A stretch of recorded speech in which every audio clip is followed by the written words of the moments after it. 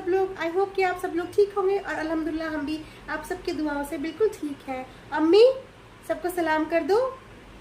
छोटों को बड़ों को अम्मी का प्यार भरा सलाम। Hello friends, welcome back to my channel earth mom Dehradun. और आप सबको आज तो तीन लोगों ने आप सबका वेलकम किया है, तो आज व्यूज भी ना 3 गुना ज्यादा आने चाहिए। So without further delay let's get start the video. So मौधा express Mumbai में उतर चुकी है। सो कंटेंट की खोज में डब्बा रानी इधर उधर भटकती भटकती घूम रही है।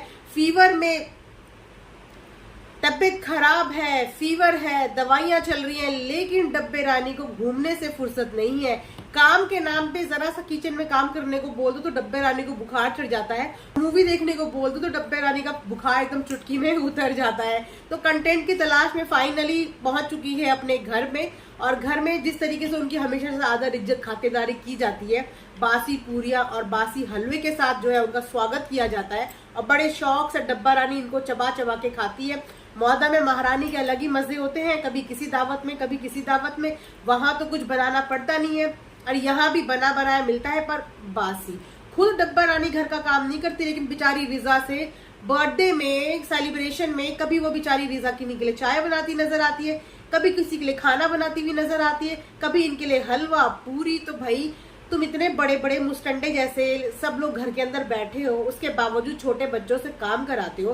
तुम लोगों को शर्म वरम आती नहीं आती? पढ़ाई करने की उम्र में तुम उनको चूल्हा चौका संभालने के लिए भेज देते हो, या तो अपनी फोटो शूट करने के लिए बिठा देते हो। थोड़ा बहुत पढ़ाई पे भी उन लोगों को कॉन्सेंट्रेट करने दो, other than your cooking and other than your photo shoot. पिछली वीडियो में डब्बा रानी को जो कमेंट्स मिले थे ना, उसका जस्टिफिकेशन देने के लिए खुद डब्बे रानी आगे नहीं आई है, छन्नी भैया को आगे कर दिया है। तो छन्नी भैया बड़ा सबको क्लियर करते हुए बता रहे थे कि मैं तो इनके पेरेंट्स की बहुत रिस्पेक्ट करता हूँ, बहुत मानता हूँ। बिल्कुल सही, आप एग्जैक्टली बिल्कुल करते हो, उसमें कोई डाउट नहीं, क्योंकि घर जमाई तो आप बन ही गए हो। तो अब जहाँ पे रहना है, बोलते हैं ना पानी में रह के मगरमच्छ से बैर नहीं करना चाहिए। तो आपका भी हाल कुछ ऐसा ही है छन्नी भैया। आप जिस जगह पे रह रहे हो तो वहां पे सबसे झगड़ा करके क्या करोगे ना, इज्जत तो करनी पड़ेगी। लेकिन एक बात आपकी ना पब्लिक को डाइजेस्ट नहीं हुई और मुझे भी डाइजेस्ट नहीं हुई, जो आपने बोला कि डब्बा रानी मेरे मम्मी पापा का भी बहुत ख्याल करती है, बहुत इज्जत करती है, क्योंकि वो इज्जत ना हमें नजर नहीं आती। क्या करें, हमारी आंखें या तो छोटी पड़ गई हैं या आप लोग दिखा नहीं पा रहे हो, लेकिन वो इज्जत बिल्कुल भी दिखी नहीं कहीं पे भी।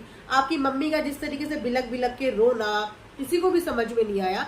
मुंबई तो आप अक्सर आते जाते रहते थे और 5 दिन के बाद आपकी मम्मी ने वैसे भी मुंबई आना था, तो ऐसा क्या रीजन हो गया कि आपकी मम्मी को फूट फूट के रोना पड़ा, वो भी 5 दिन के लिए? तो ये सब चीजें डाइजेस्ट करनी ना बहुत मुश्किल होती है। और लगता नहीं कि वो अपने बेटे और बहू से खुश है, क्योंकि अगर खुश होती ना तो खुशी खुशी आप लोगों को भेजती। रो के भेजा है तो जरूर उनका कहीं ना कहीं दिल दुखा है, तभी रो के भेजा है। इस बारे में मैंने अपनी प्रीवियस वीडियो बनाई है, अगर आपने नहीं देखी होगी तो उसे जाके देख लेना। तो मैडम जी लग गई है भाभी को फिर से इम्प्रेस करने में, भाभी के लिए बर्थडे की शॉपिंग करने में, कंटेंट ढूंढने में, क्योंकि ये कंटेंट अगर उनके हाथ से निकल जाता तो फिर उनके पास बाकी दिखाने को है क्या।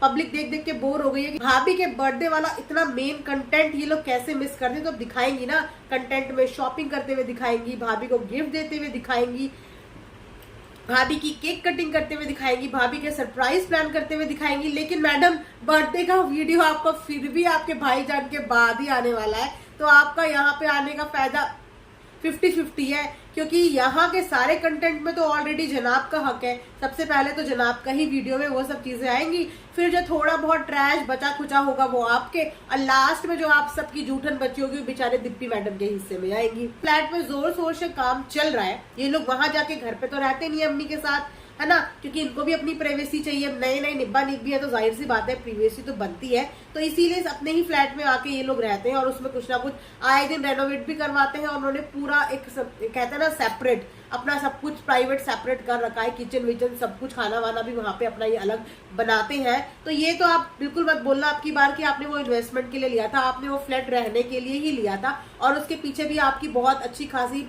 प्री प्लानिंग थी। उस प्लानिंग के बारे में मैं जरूर बात करूंगी। सो डब्बा का जहान आज मुंबई पहुंच चुका है और वहां जाके रूहान बेबी से भी मिल गया है। बेबी से डब्बा मिला लेकिन छन्नी भैया नहीं मिले। समझ में नहीं आता कि ये सब लोग बारी बारी से बेबी के पास जाने का अपॉइंटमेंट क्यों लेते हैं। ये लोग एक साथ हस्बैंड वाइफ जाके बेबी से क्यों नहीं मिल के आते। एक ही घर के तुम सदस्य हो, एक ही परिवार का तुम पार्ट हो, उसके बाद अपॉइंटमेंट लेके शाम को अगर एक जना जाएगा तो सुबह अगला जना जाएगा, उसके अगले दिन अगला जना जाएगा। मतलब इतना गैप से इनको अपॉइंटमेंट मिलता है कि भैया बिना अपॉइंटमेंट के तो एंट्री भी नहीं है, तो इसलिए सोच समझ के ही जाना, एक के बाद एक ही जा सकते हो वहां पे। इस तरीके का लगता है दीप्ति मैडम ने पहले इन लोगों को एक पर्चा दे रखा है कि भैया ये पर्चे तुम्हारे हैं, इसके बिना एंट्री नहीं मिलेगी तुम्हें।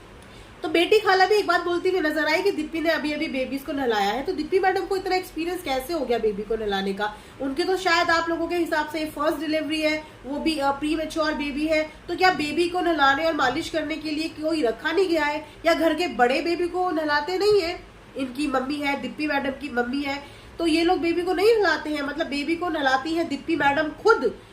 डिप्पी मैम तो बिल्कुल ही सुपर मॉम भी लगता है बनने वाली है, सुपर बहू तो थी ही, सुपर बीवी तो थी ही, अब लगता है सुपर मॉम भी बनने वाली है कि इतनी जल्दी बेबी को खुद अपने हाथ से नहलाना, first delivery, pre mature baby, इतना छोटा सा बच्चा, और घर में जबकि बड़े लोग भी हैं उसके बावजूद डिप्पी मैडम को बेबी को नहलाना पड़ रहा है। ना कोई नैनी, ना कोई मालिश वाली आंटी, पता नहीं इस घर में क्या चल रहा है। खैर जैसा जैसा ब्लॉग में दिखता जाएगा वैसा वैसा चल ही रहा होगा, और जो चलता जाएगा वैसा वैसा रिएक्शन भी आता जाएगा। तो ये थी अपडेट आप सबके लिए, आई होप कि आपको पसंद आया होगा।